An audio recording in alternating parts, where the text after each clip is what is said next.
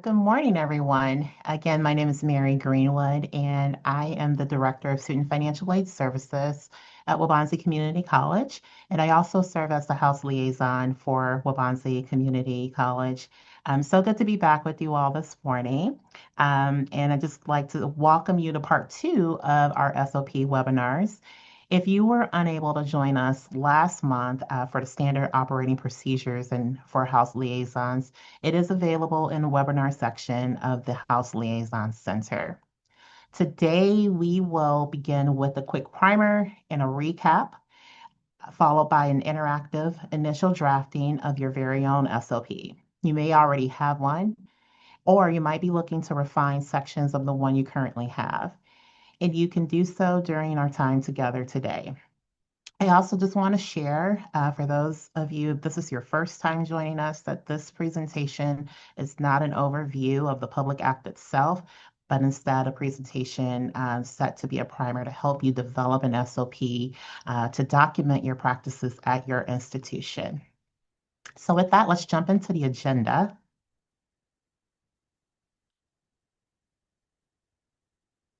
Okay, so we'll do a quick assessment just to see what your needs are today and so that we can meet those needs.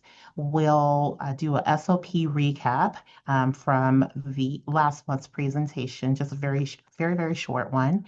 Then we will spend the bulk of the time actually drafting or refining your SOP.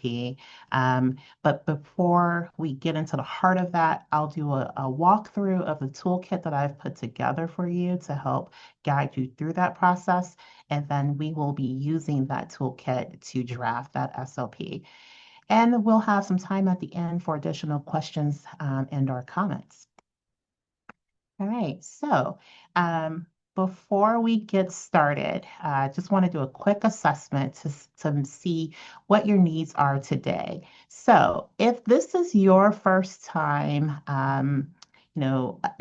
needing an SOP, you need to develop an SOP, I'm going to ask you to hit or type right in the chat. Or if you already have an SOP and you just want to refine it, update it, maybe see if there's sections that you need to add to it, I'm going to ask you to put refine in the chat. So go ahead and just drop that in and get a good sense of where we are. And it doesn't matter where you fall, we'll have something for everyone today. Okay, so it's like we've got a lot of people who are in the right category, which is really good. Okay, so I hope that you find this toolkit very helpful to get you started. And for the few who are in the refine, um, I hope the same for you as well. Okay, so I do want to just kind of level set here. We're probably not going to be able to write your entire SOP today, but I will leave you with a tool that should be able to get you started. We will start with a couple of key areas, but you should have a good running start to develop your SOP and refer back to with some guiding questions to help you curate that. So thank you for participating. All right, so let's do a recap of what an SOP is. So, it's not that easy to develop something if you're fuzzy on what it is. As you may recall, a standard operating procedure is a detailed set of instructions for performing a specific task, focusing on the how to execute an action, while policy and procedure manuals outline the organization's overall guidelines and rules, including both high-level policies and defining the what should be done and detailed procedures explaining how to carry out those policies. So essentially, an SOP is a smaller component within a larger policy and procedure manual that covers your specific actions. And I like to say that it's your A to Z of what you're doing, and you're basically defining your A to Z. And this definition that you see before you is with the help of Google AI. So in the last chat or last webinar that we did, I talked a lot about how you can use some AI tools to help support this so that you don't have to develop it in its totality from scratch that can support you with with editing, grammar, or even formatting ideas. So Google AI was just an example of how you can even define some of the terms. All right. So, as part of that recap, what needs to be documented? So, today you'll start documenting each step of every process involved in your service model. Our goal is to create a strong outline that will serve as the foundation for your SOP. While we may not complete your full SOP today, you should leave with a solid draft to guide you and your team forward. So what we'll do is we'll outline your current process in high level. We'll begin to map out your service process from start to finish, A to Z, as it exists today. We'll identify key terms. As we work through your outline, we'll flag terms or concepts that need clear definitions. We'll document service delivery methods. You'll note the different ways that you provide or offer your services. And then you'll have a toolkit to help you capture outreach and follow-up practices, um, data collection practices, roles and responsibilities, training and design, as well as the navigation steps of your SIS systems, okay? So there will be some guiding questions to help you think about those items, but we will be focusing on the first 3 to 4 bullets that you see here on your screen today. All right, so I am going to share a couple of items in the chat and allow you the opportunity to open them up just to make sure that you can edit. Just give me just a moment to do that. Okay, so there's a Word document that I just shared with you. If you would, please go ahead and click on that to download it and open it up on your PC. And then I'm going to share a second document. That's a PDF that is my SOP that I created for Wabanzi.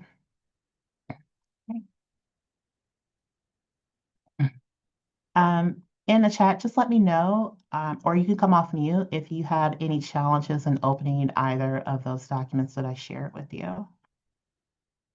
Thank you all for your patience. I'm not seeing any indications in the chat that folks are having troubles with accessing the document, so that's good. So I'll go ahead and share the very first one, the Word document that I put in there, the House SOP.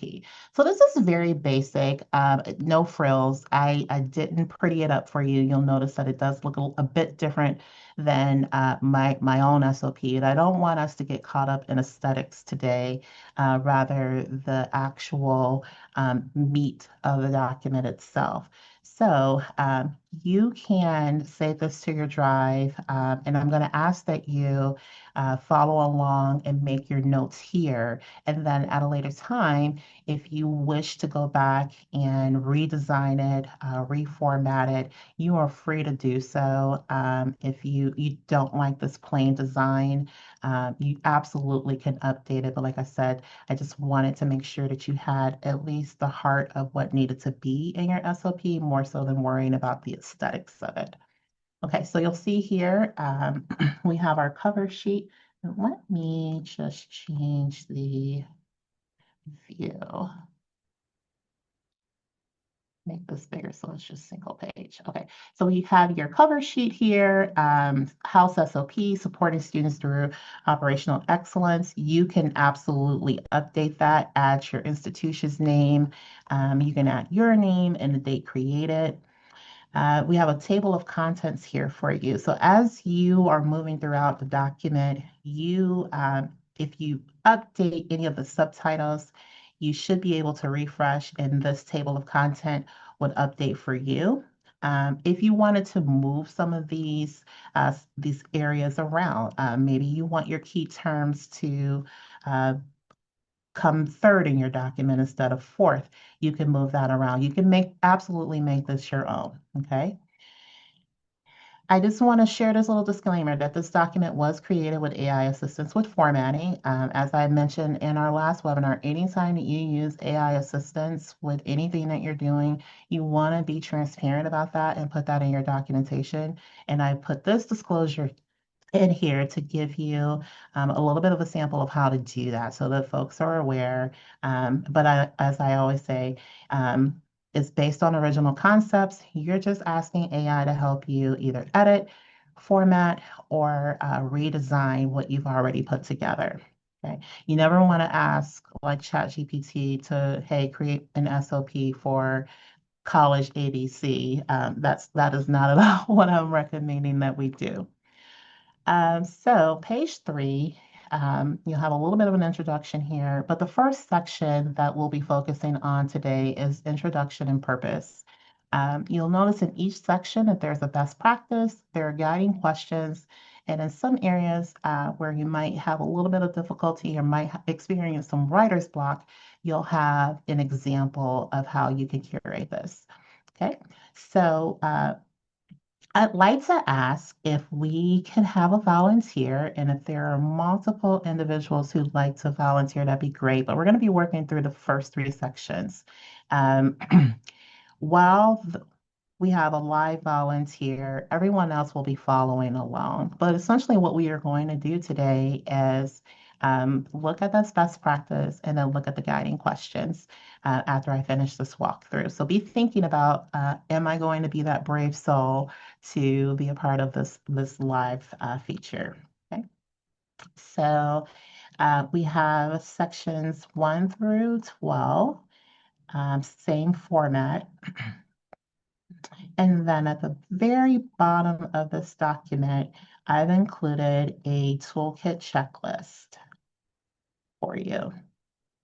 Okay, so again, just reiterating what you already see outlined in the previous pages, but whether you decide to use this tool or just create your very own, or to refine what you already have, these are the elements that I would recommend that you make sure you incorporate. Define your purpose and scope, identify all of your stakeholders, mapping out your relevant processes, assigning roles and responsibilities, even going outside of your area. Who are you working with across departments to support you in these efforts? Design format. Know whether or not you're going to incorporate some flow charts, some tables, or are you going to use bulleted lists to help break down some of the content and make it a little bit easier to read? Um, Draft and review with stakeholders for feedback. We talked about making sure that one, when creating policy, you are working with your partners at your institution and taking it up through leadership to get that policy approved.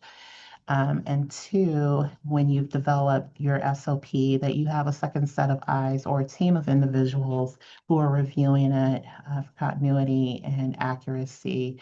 And then I also recommend adding a version control to your SOP so that as you are moving along, if your systems are changing or the policy has changed, or members of your stakeholders group has changed, you go in and make those edits, and then in a version control of that, you can make notation of the date that you modified and what you modified along with who modified it. So you'll see that version control, an example of that in my own SOP.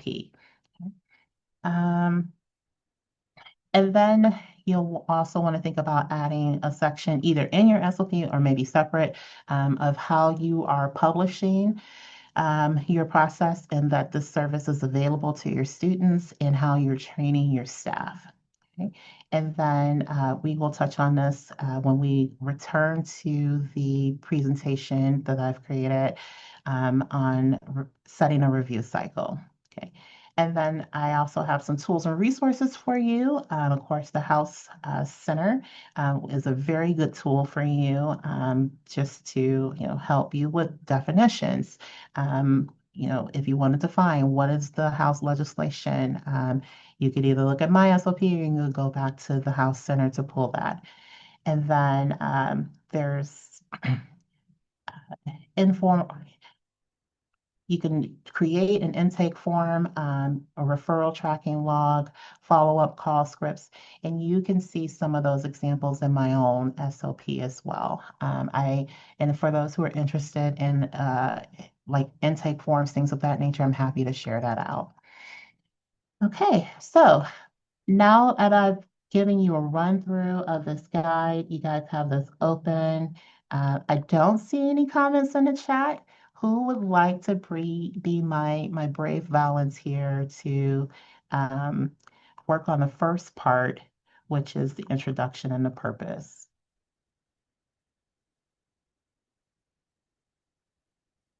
And feel free to come off of mute.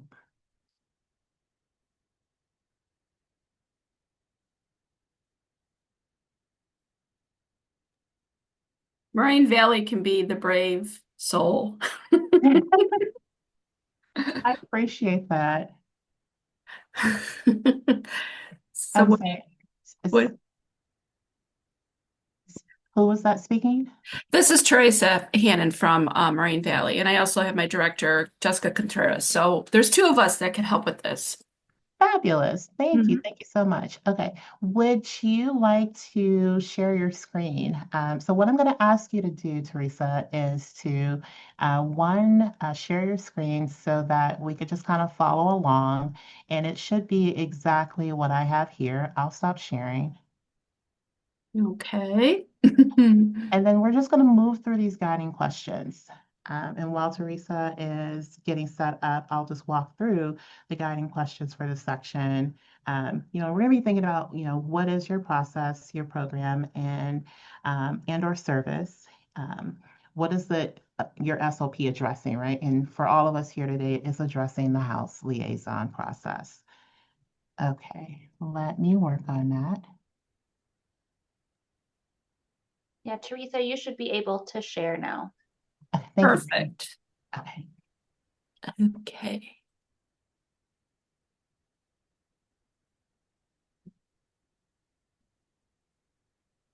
Okay. All right. Perfect. Thank you. So let's just scroll back up to page 3. Very good. All right. So, Teresa, you are more than welcome to, just model the introduction that we have here. Mhm. But for everyone following along, just look at the guiding questions. I'm going to give you about 5 minutes to look at the questions, think about an answer, and begin to draft your introduction and your purpose statement in the section provided below.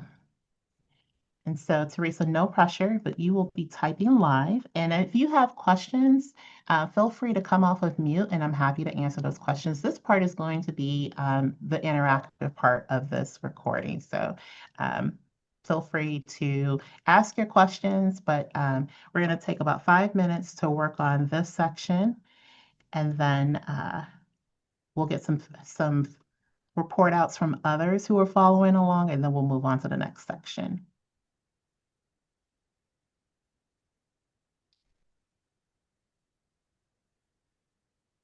And I like what you're doing here, Teresa.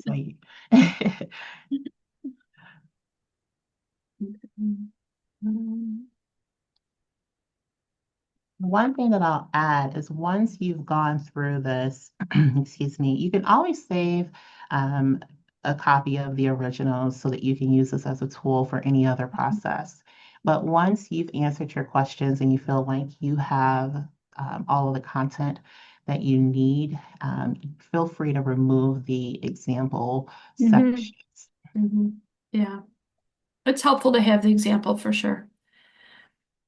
So what Tessa's doing here is really good because her introduction is giving the reader a nice overview of what this document is intended to do. So I like the additions that you're adding in here, Tess.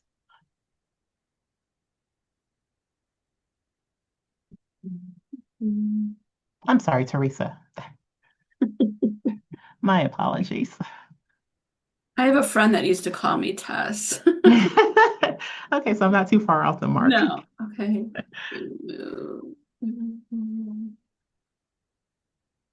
And for others who are following along, if you have questions or just want to share what you've created, feel free to add that into the chat as well.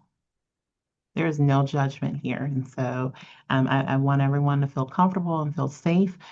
This is not to, judge one another or be critical of one's writing, really just intended to help and support each other. All right, so we're going to give about another 2 or so minutes to work on the introduction. And this is really good. Aligning it to your institution's mission, right? Making sure that you're keeping in mind your college's commitment to success is also ideal when developing your introduction. So this is a really good addition. Mhm.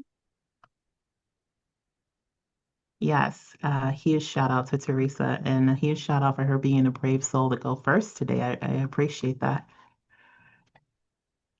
This is something I've been wanting to do. I actually am retiring at this end of the school year, so it's given me a lot of it's given me momentum to do this. So I appreciate you and what you're doing. Oh, thank you.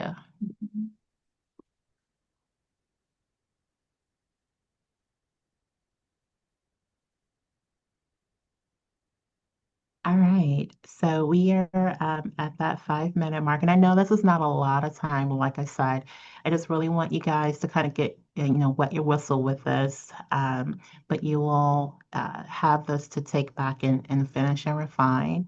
I'll just ask the group, how was this experience for you? And if anyone is willing just to share a draft of what they created in the chat, please do. Okay. Yeah, so JJC kind of took a similar approach of what I did, just citing the Public Act, which is really cool. And I just want to say, there's no right or wrong way. Just develop it to meet your needs, right? But like I said, as long as the section is introducing the reader to what this document's intentions are, as well as the process, and that's clear. How you start and what you decide to add is really up to you. So great job. Thank you, Amy.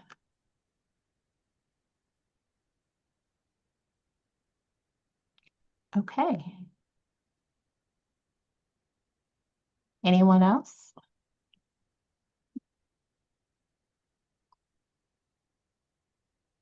Oh, okay. Thanks, Cindy. Sorry.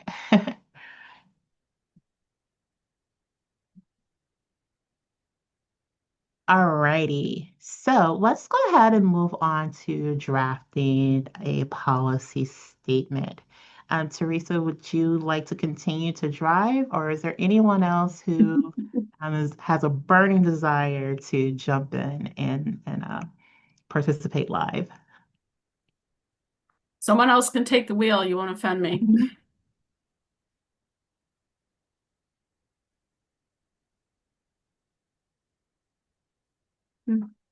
Yeah, yeah. The more examples you share, the easier they'll be for me to do that, but I'm happy to do that. Brittany, will there be a transcript of the chat at the end? Yeah, I can make sure to save the chat towards the Okay. end. Okay, perfect. All right, Teresa, it sounds like you're still driving. Thank you. All right, so we're going to go ahead and move to drafting your policy statement. So you want to keep it clear, you want to keep it concise, and again, you want to make sure it's mission aligned. And so your guiding questions as you work on this is, what is the overall goal of your house support services? Who does this policy apply to? And how does this policy align with the institutional's values and missions? So I'll go ahead and I'll give you another 5 or 6 minutes to begin working on that policy statement. And then as you wrap that up, I'll just ask, please go ahead and share in the chat um, so that others can see your work as well. So this is great.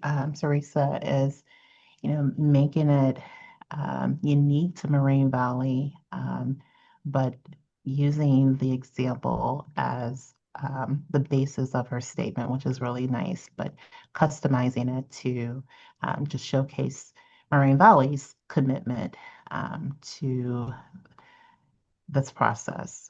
So this is a really good example. And I'll just say again, you're doing a great job, Teresa. Nothing like thinking on the fly in front of other people. Okay. Carolyn else is writing this. And how's everyone else doing? Um, and feel free to come off mute just to speak if you know, wish to do that as well. Again, this part of the webinar is intended to be interactive, so feel free to talk as well.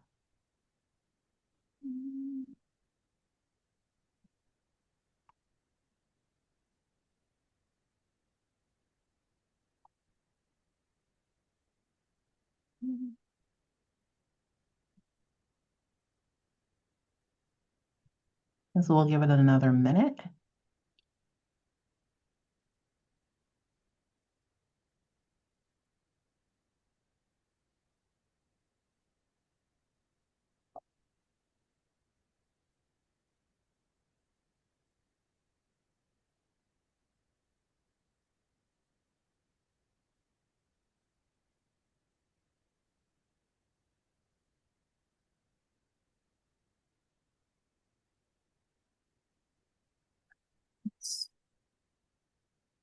Oh, I like that. Mhm. All right, so we're going to wrap it up here. But Teresa, I'm going to read what you wrote aloud. This is really good. So, Moraine's initial draft of their policy statement is Moraine Valley Community College is committed to providing comprehensive services from a holistic perspective by supporting students and meeting their basic needs. We are committed to providing this support to all currently enrolled students with dignity and compassion to empower their own agency towards their well-being and academic success. That's excellent. It's thank you. And you're you're doing a great job of thinking on the fly. All right. Can I get at least one other person just to share out their policy statement or their draft?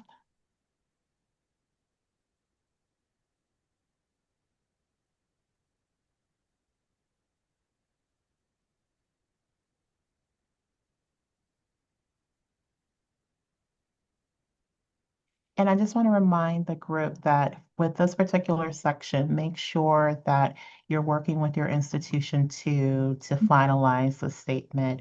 But it's always good to have a proposal in hand, right? And so really, this is what this section is intended to do. But again, make sure your institution supports your policy statement as well. We have a lot of shy people in the group this morning.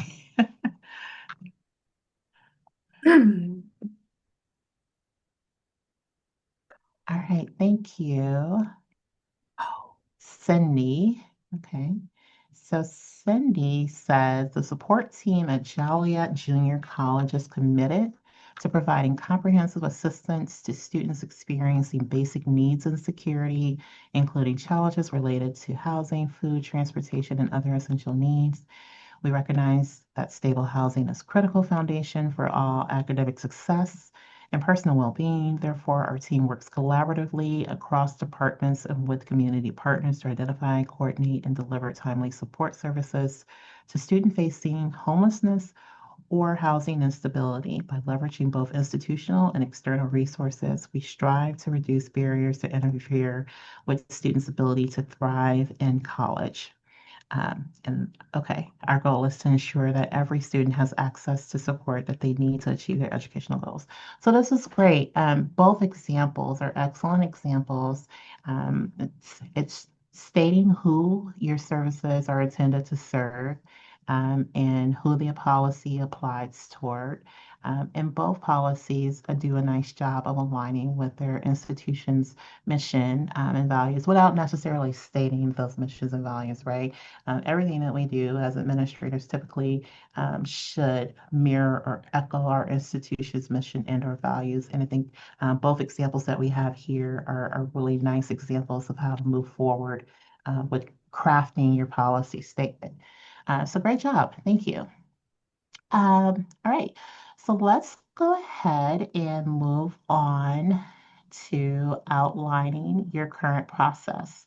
Now, this could be a bit of a rough draft and then refine later, but what I want you to do in this particular section is just kind of write out your process as if you were just kind of speaking it to someone, right? Make it a narrative, and then you can go back and refine later.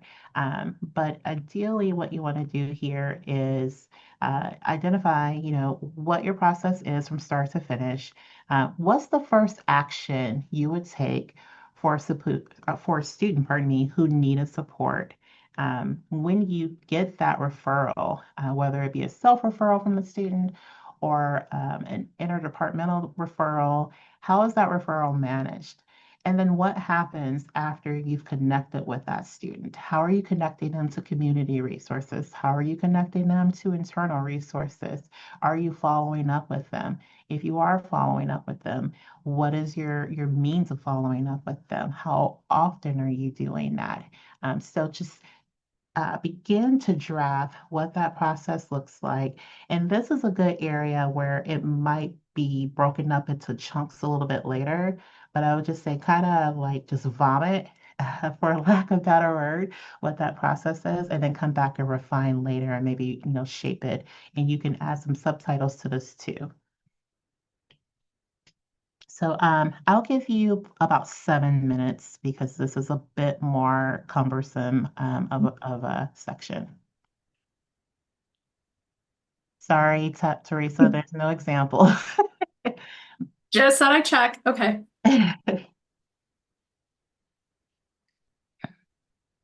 Hmm.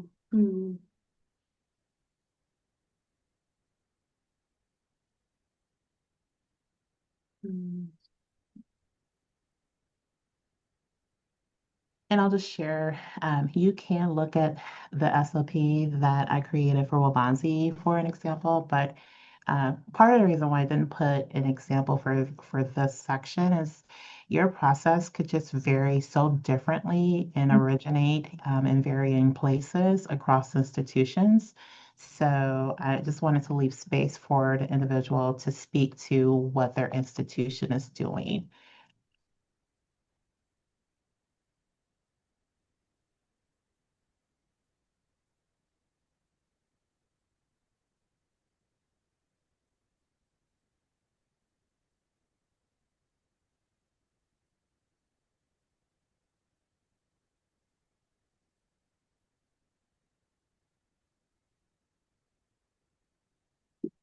Jessica is helping me now through our messaging system. I Thank you. love the teamwork. This is awesome. Yes. I'm sure she wants this done as well. Okay. All right. Okay. Um,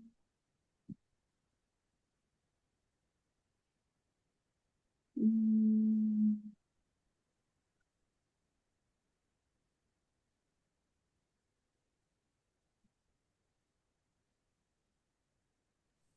Now, can this be set of bullet points, I imagine, or kind of steps to kind of help break that Absolutely. up?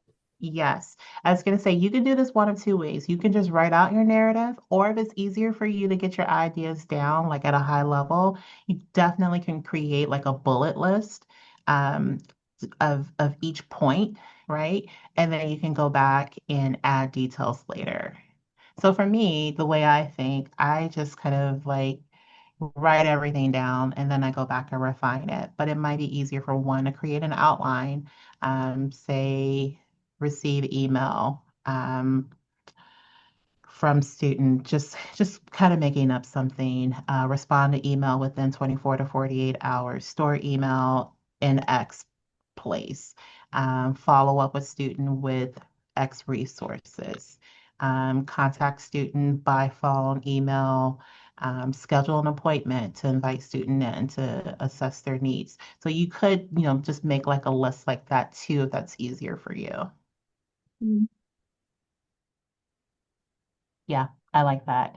Um, And this, helps your team to know if you have individuals supporting you, what to do when others come to you, and where to store the information, what resources to give, and what follow-up is necessary.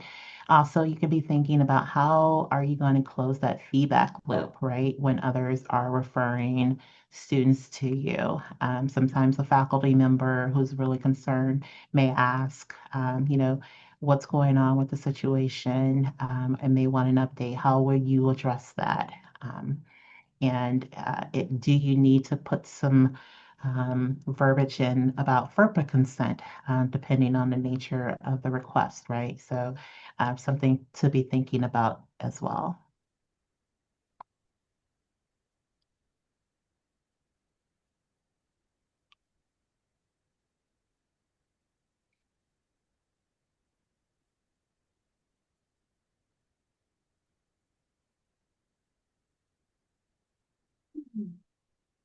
So I'm a counselor, so we also need,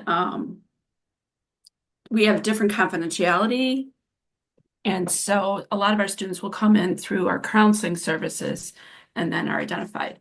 So we normally can figure out a way to manage that with faculty. Whether it's release of information or I give the student the card if they are in person class and say, here, you can let the student, the instructor know. So, okay. Okay, yeah. Thank you for sharing that. All right, so we're going to spend about another minute or so for everyone to just kind of get their initial thoughts down, and then we will switch back over to the presentation. And one last note that I'll share about this is just thinking about the audience that you're going to make this SOP available to, right? And so to the comments about as a counselor and the additional confidentiality components that you may have and processes that you have in place, if you're going to share this SOP outside of your team that may be familiar with that process, maybe adding some disclosures about that privacy policy for the individual who's not so much familiar with it. And we have that a lot at Wabanzi. We'll try to, when we work with our counselors, we understand that there's information that they can't disclose, and they also understand that of us as well. But it is helpful to put in writing what we can and cannot disclose, because we do share this SOP between both departments. Yeah, I need to think on this one a little bit. Oh yeah. Again, this is just wetting everyone's whistle, just to kind of get a flow going. You will absolutely need more time than what, this session will permit.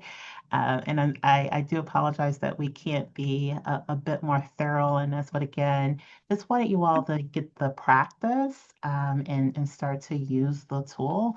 And hopefully through, the last 20 or so minutes, this is at least getting some ideas flowing, getting you thinking about how you can format your SOP, and finally just get this thing done, right?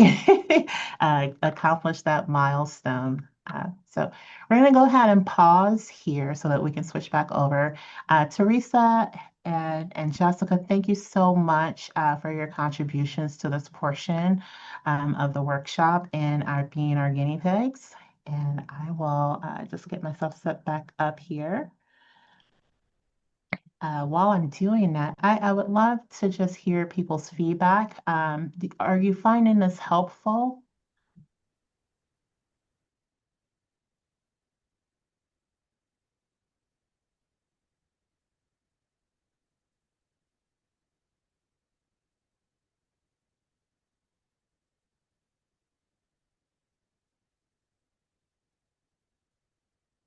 All right, so I can see the comments. Great. I'm really happy to hear that this is helpful. It's lightning round, but it at least gets you started. So, and that's really the goal of today's session. And I think we had one individual who already had an SOP put together, but hopefully this exercise is helping you to think about, how you can refine what you already have, and or if you're willing to share what you've already put together as another resource for everyone on the call, that would be great too, because I feel like there's multiple examples of good resources, right, that we could draw from. So yeah, please feel free to share. All right. Can everyone see my screen again? Just make sure.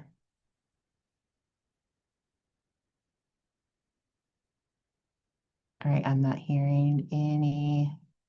Yeah, Mary, we're not seeing your slides if you're sharing your slides. Okay, thank you. Fix that.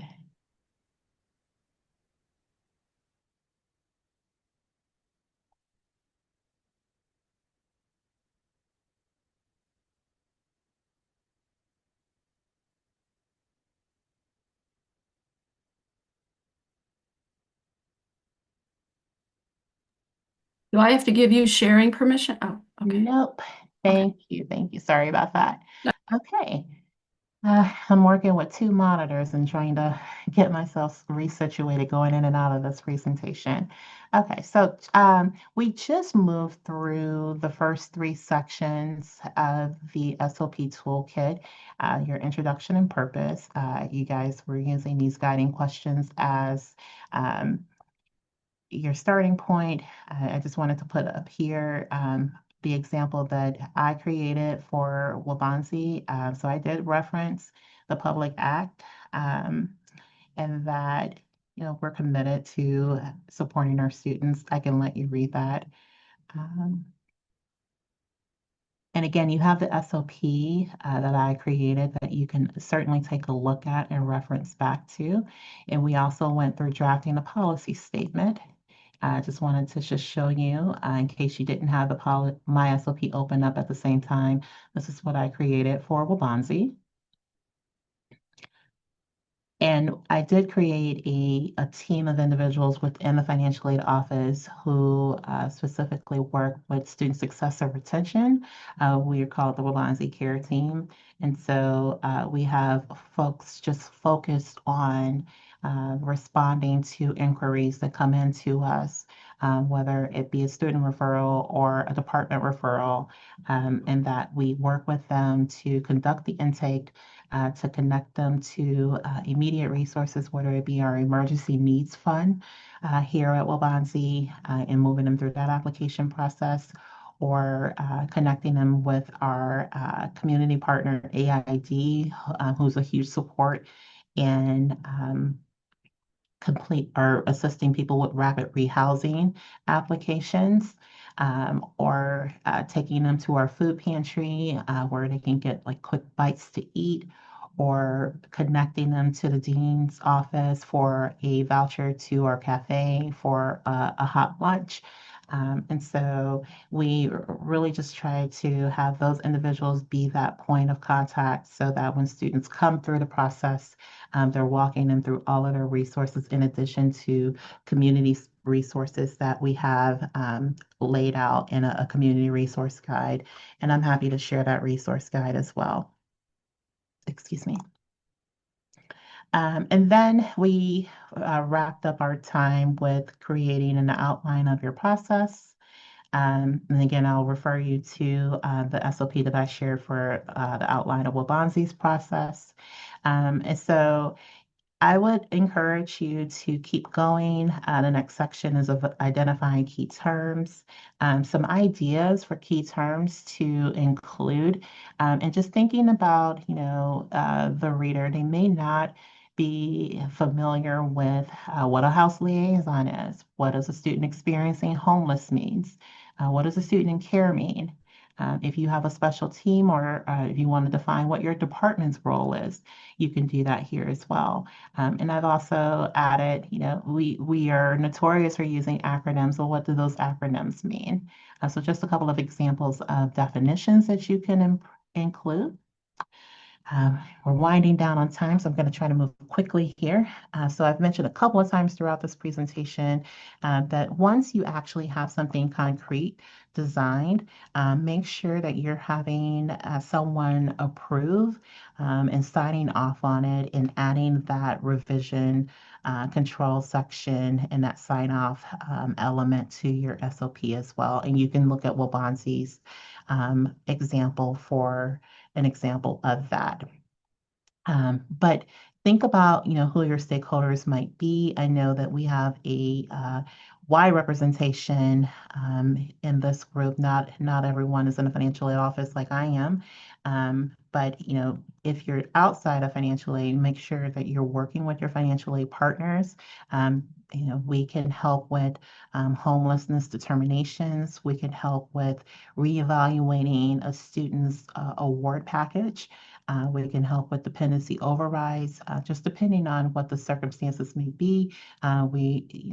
Financial aid can be a very good support partner in assessing the student's financial aid package if they are pursuing that, or if they've not even begun that process, just getting them started, right? Or in the case in Illinois, we have the alternative application for those who don't qualify for the federal student application. Working with your deans of students, working with your Perkins office, if you have a financial literacy office on campus, working with those folks, definitely pulling faculty into the fold, your disability services, and residents and student life as well, because they're often very engaged with students and oftentimes are one of the first people that, if they're active on campus, can connect with someone to refer them back to you if they are in need of support. So I want to close with the ongoing review and updates. So just a reminder that it is important that once you create this, that you establish a review calendar. That can look like, just putting a reminder on your calendar.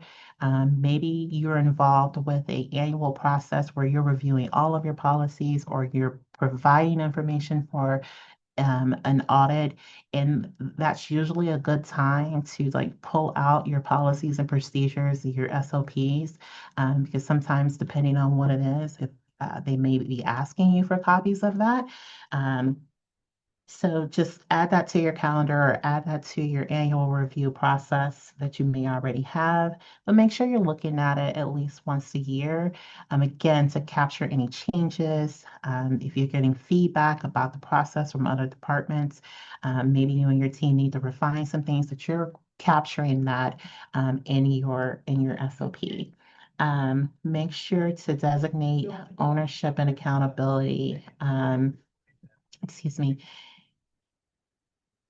You want to make sure you're assigning a policy steward or having a review committee. So this isn't all resting on your shoulders. And we're not all going to sit in our roles into perpetuity, right? And so the more people who are familiar with the process that you've created, the easier for someone coming in behind you to have that knowledge.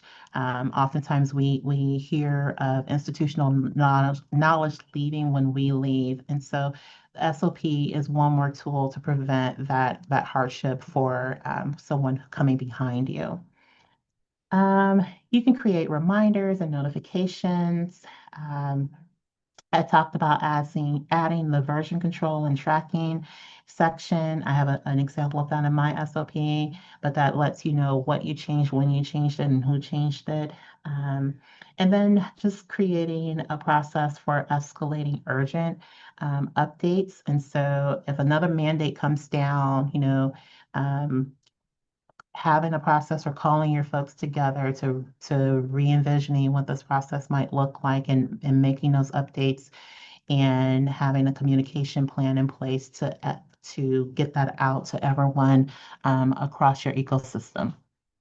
And then encourage employee feedback as well. Right. So I do have a slide here, but you can also get a little bit more in-depth information about this from the last webinar that I offered on resources and tools to assist you. I would just say, if you use any kind of AI tools, please make sure that you're working with your IT for security needs. And with that, I will ask, are there any questions or any additional feedback that you'd like to share?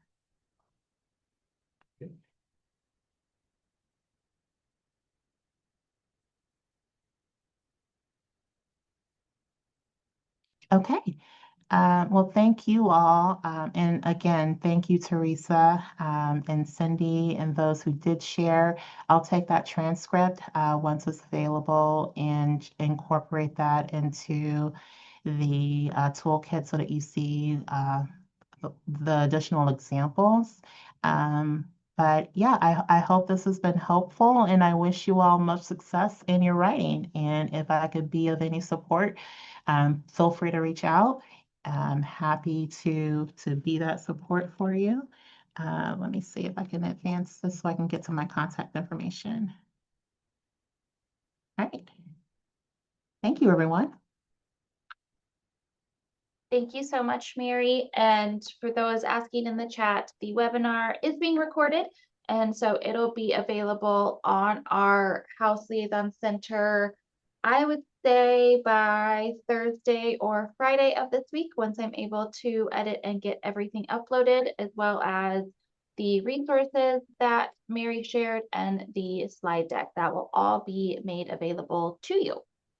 So again, Mary, thank you so much, and thank you all for participating this morning. My pleasure. Thank you. Have a good day, everyone.